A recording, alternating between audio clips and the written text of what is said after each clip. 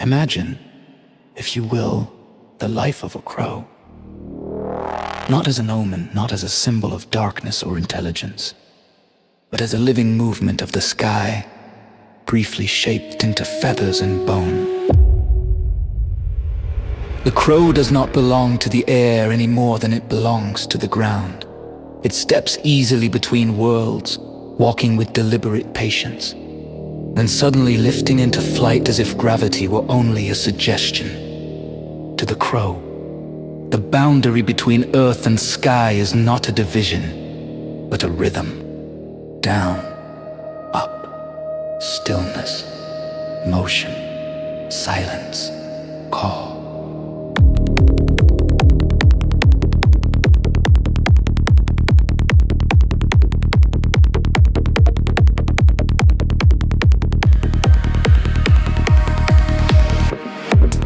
Each day begins without explanation. The crow wakes not to pursue a purpose, but to participate. It surveys rooftops, branches, wires, human lines strung across space like unfinished thoughts. It remembers. The crow's memory is not nostalgia. It is practical wisdom. It knows where food appears, where danger sleeps, where companions gather. Intelligence here is not an abstract achievement. It is relationship. When the crow calls, the sound cuts through the air like a question with no desire for an answer. It is neither polite nor cruel. It is honest.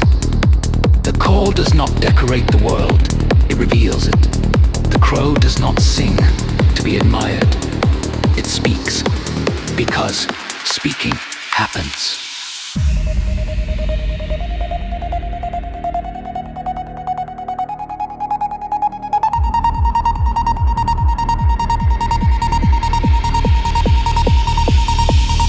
Humans watch the crow and project meaning onto it. Death, trickery, prophecy. The crow remains unimpressed. It does not carry symbols. It carries itself. It eats what is available, adapts without complaint, thrives in forests and cities alike. Where humans see decay, the crow sees nourishment. Where humans see endings, the crow finds continuation.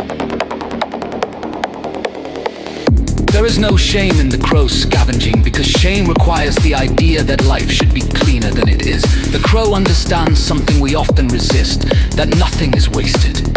Everything transformed, the discarded becomes the essential. The overlooked becomes the feast. At rest, the crow perches quietly, observing without judgment. It does not meditate, yet it is attentive. It does not seek enlightenment, yet it is awake. Its black feathers absorb light, as if reminding us that darkness is not absence, but depth. And here lies the crow's unspoken teaching, that freedom is not found in escaping the world, but in moving with it intelligently.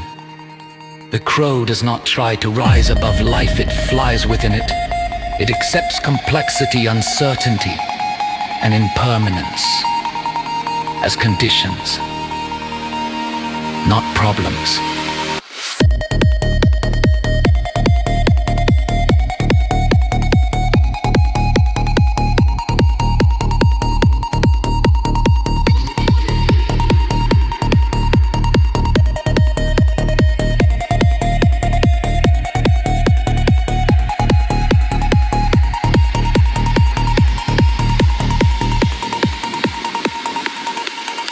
If we listen carefully, we may hear in the crow's call a familiar echo, one that invites us to stop asking what life means and to notice instead